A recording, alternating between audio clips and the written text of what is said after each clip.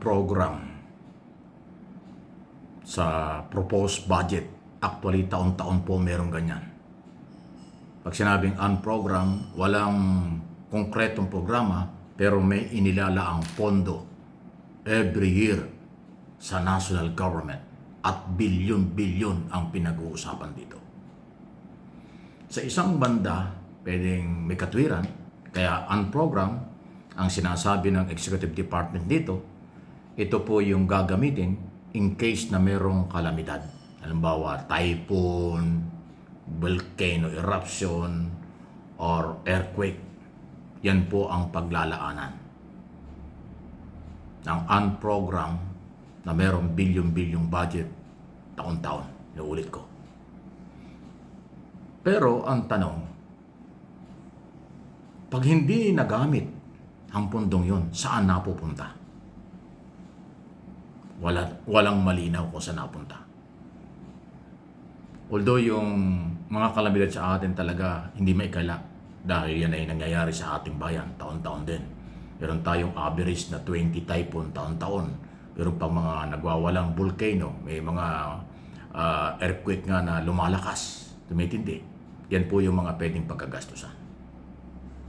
So in other words, yung program pero may budget, yon ang pinaghahanda ng gobyerno in case na merong pangailangan, may pagkukunan. Okay naman yun. Ngayon, dun po sa program, wala pong itemized dun kung magkaano at saan ginamit yung pera. Nagiging lump sum ang gastusan dyan. Kumpara dun sa itemized na pinaglalaan ng pondo. Halimbawa, naglaan ng pondo para sa Department of Education. Yan ang pinakamalaking budget taon-taon. Itemized yun, ilang school building, ilang classroom, magkano pambayad sa sweldo sa mga teacher, textbook, computer, kung ano-ano, ay naka-itemize yung kung ano yung gagastusan. So, may protection tayo dahil alam natin kung ano yung gagastusan nila. Saan program po, kahit kailangan yan, wala. Pwedeng sabihin ng gobyerno, naubos namin 10 bilyon doon sa pagputok ng lindol sa Mindanao. So, wala nang accounting yun. Wala nang resibo yun. Basta i-declare 10 bilyon. Yun ho yung nakakatakot. Baka na-earthquake na tayo, may aftershock pa dahil doon sa gastos, hindi natin alam kung tamang nagamit. Halimbawa, may another 10 bilyon doon sa matinding bagyo na nangyari sa Visayas. So wala rin accounting kung magkaano yung saan ginamit yung 10 billion. Yun po yung nakakabahala. At ngayon, ito ho ay, kaya aking ginawang topic, ay pinagtatalunan ngayon ng mga congressman at senador. Kasi sa Kongreso, inapruban ang program. Inapruban nila, hindi nila tinutulan yan. Sa Senado ngayon, mukhang majority ng mga senador ayaw na. Maging ang Senate President at maging yung chairman ng Committee on Finance, Senate President Tito Soto, chairman ng committee na si Sherwin Gatchalian. Hindi daw nila palulusutin yung program kasi nga nagtutuda sila na baka dyan po nangyayari ang kalokohan. Kasi yung program na bilyon-bilyong budget, yan po ang pinaglalagyan madalas ng insertion. At dun sa insertion, dyan maraming racket. Katulad ang kasalukuyang na-discover. Maraming insertion sa program ng gobyerno at pinaniwala ang mga proponent ng project ay sila rin nasa likod ng insertion.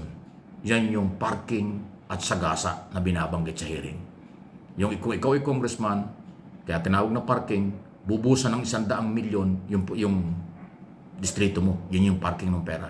Pag sinabing sagasa, sa ayaw at sa gusto ng isang congressman, maglalagay ang Committee on Appropriation ng Kongreso ng budget doon sa distrito mo.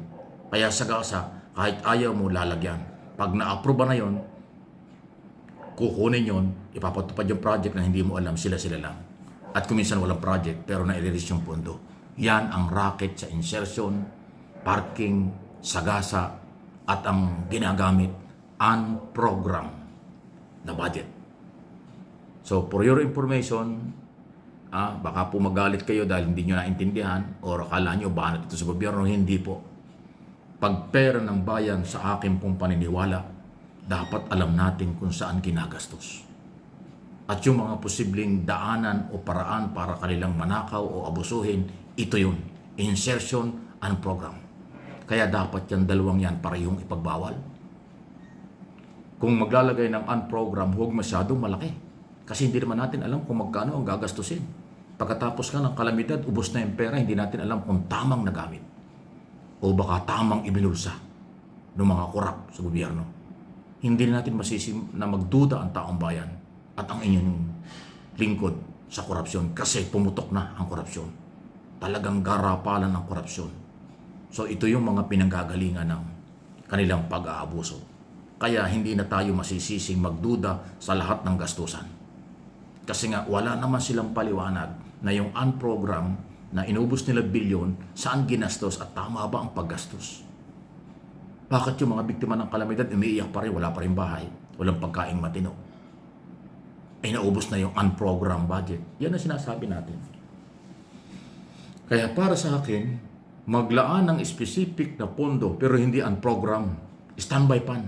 Tsaka lang gagamitin, tsaka lang ilalabas pag kailangan.